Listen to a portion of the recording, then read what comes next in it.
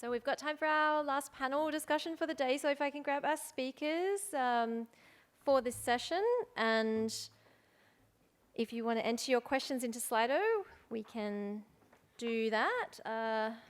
And while you come up, I'm just going to grab my other notes.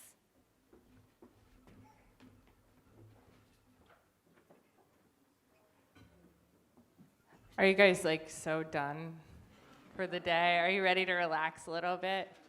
All right, ask some interesting questions so we can give some interesting answers. Alrighty. Well, actually, Kristen, your first question. What sort of training programs do you have for volunteers to ensure they have the skills to work with your animals in the shelter? Any resources available? So we have like 1 million volunteer programs with all the animals we have. Every specialty group of animals has a specialty volunteer program, and training's ongoing. Like you should be in training at least 2 to 3 times a month as much as you're volunteering. So it's sort of like volunteering in our shelters, like going to school and volunteering at the same time. Okay, and also, Christian, would you suggest removing standard behaviour assessment tests altogether and moving solely to a holistic approach? That question has gone. Yeah, we don't use standardized temperament tests. They have not been found to predict future behavior. So yes, we don't recommend using those. Is that answering the question? Yes. Yeah. Oh, cool. Great. Yeah, well done. Gabrielle, do you have much experience using medication to help socialise unsocialised cats?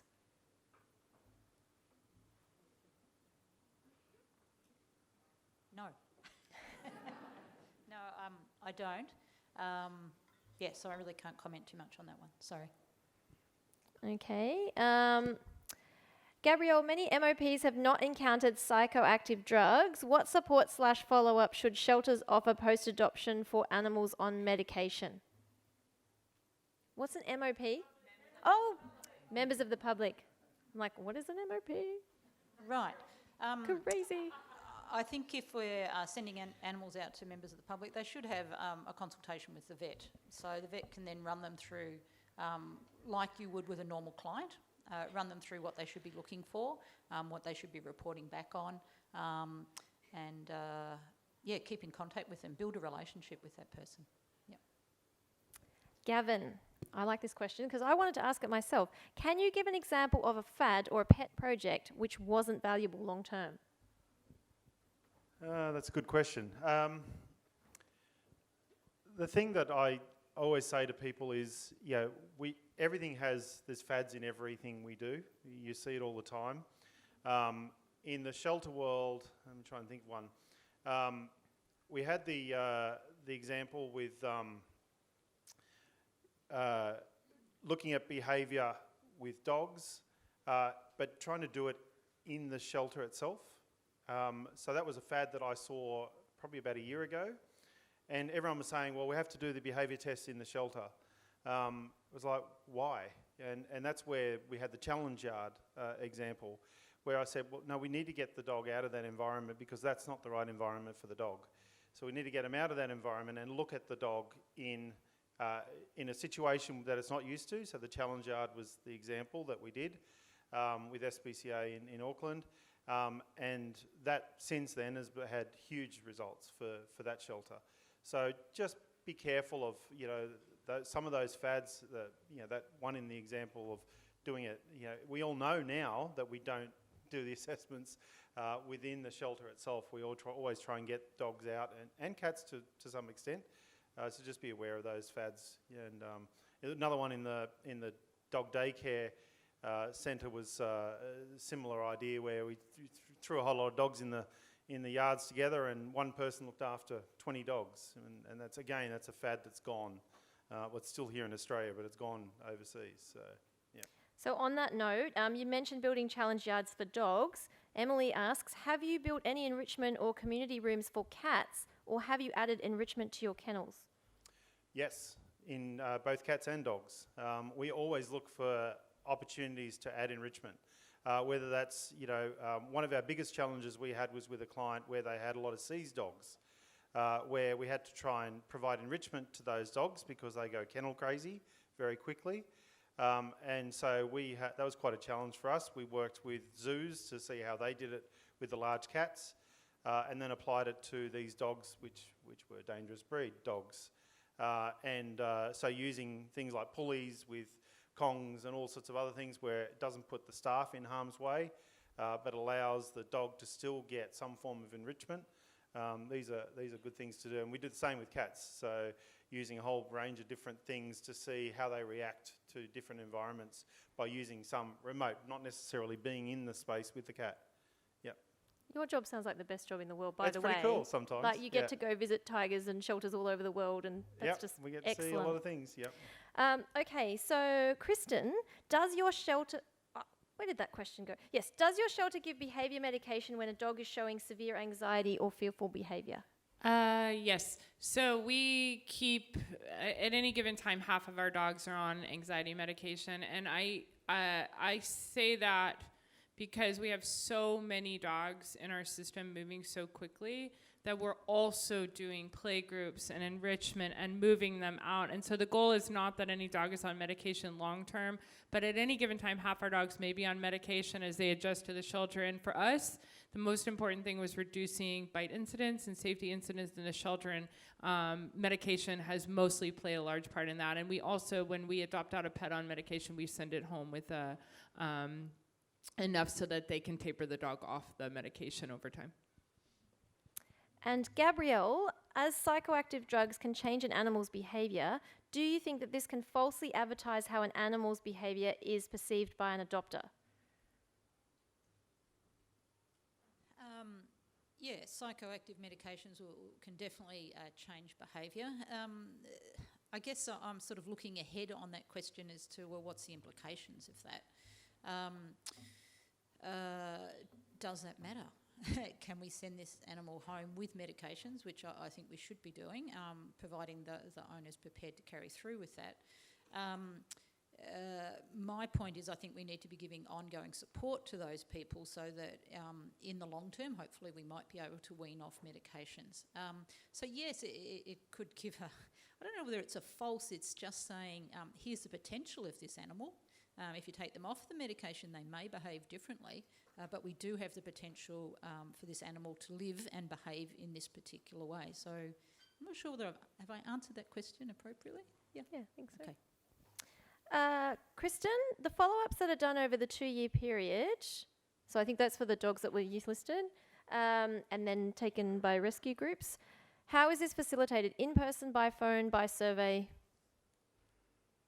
We started collecting this information in 2013 based on the first 50 behaviorally youth listed dogs we sent to foster care.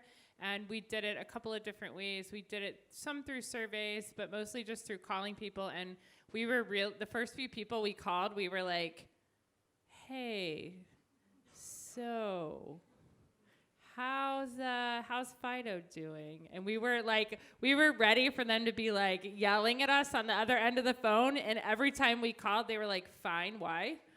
So it was a big surprise to us how mundane it was, but now we just call people and check in, and we also, our system now automatically contacts people 3 days and 3 weeks and 3 months after the animal is placed, and so we're constantly asking for feedback after the pet is adopted, and we have seen no increase in rate of return on those more challenging dogs versus the sort of regular average dog.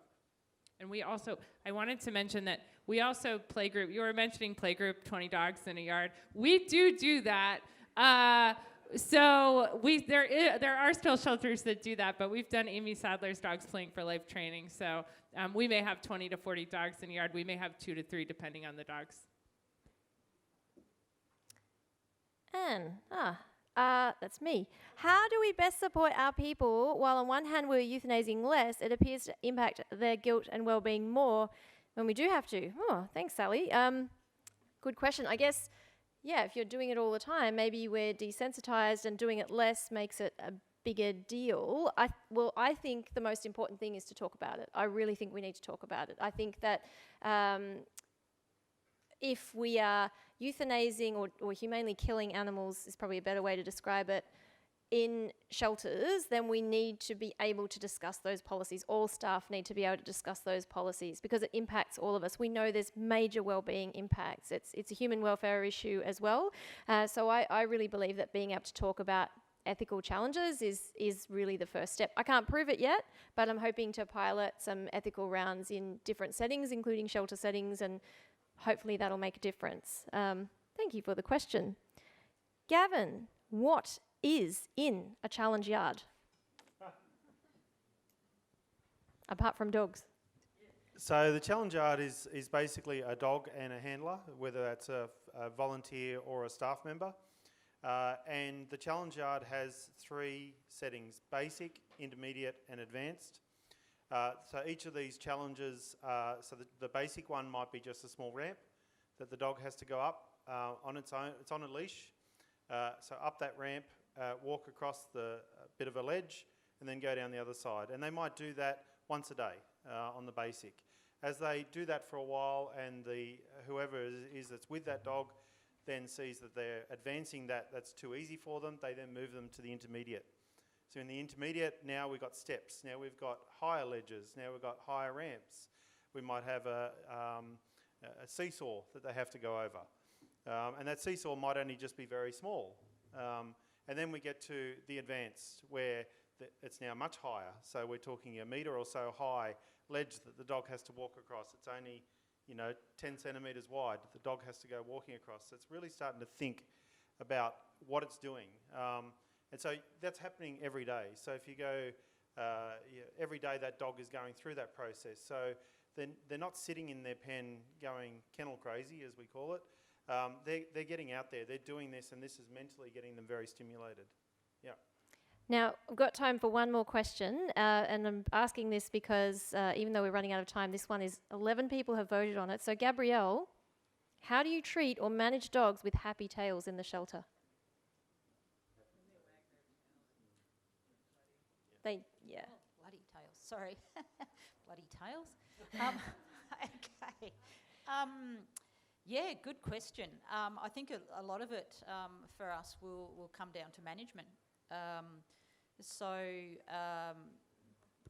From when I talk management, I'm talking actually protecting the tail, getting these dogs out as much as possible, letting them have other activities to calm them down so that when they're back in their pens, they are going to relax and calm down as much as possible. So we will perhaps change the routines so that these animals get some quiet time so they actually are not going to be so aroused all the time. And sometimes, yes, medication might help if this tail wagging is being motivated by anxiety or frustration or high arousal levels, like too high arousal levels. It's not normal to be highly aroused for 12 hours a day. So, yeah, I think there'll be a whole variety of strategies that we would use depending on the individual animal. Thank you. So I'd like to thank our wonderful speakers for this afternoon's session. Thank you. A couple of little notes before we go, some useful bits of info here. So there are still places available for the behaviour assessment and criteria setting workshop on Saturday with Trish McMillan. So quite a few people asked about that. So just head over to the Rego desk and they can sign you up.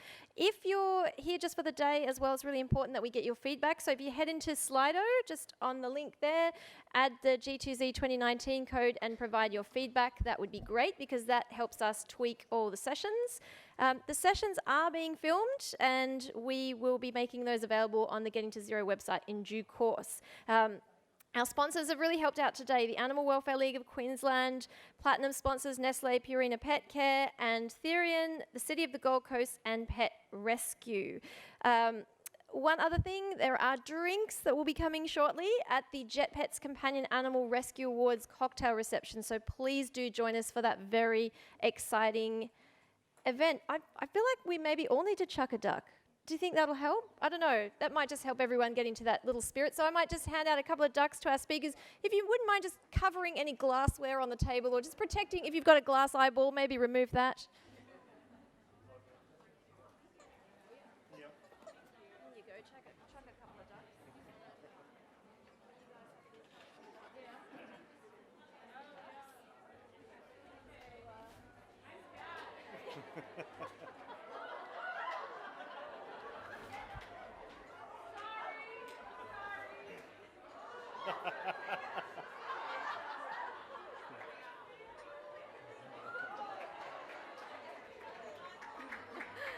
Thank you, everyone. I think all the ducks are chucked now. So please join us for drinks, and thank you for another wonderful day. We'll see you tomorrow at 8:30 or at 6:30 a.m. on the beach for the wellness walk.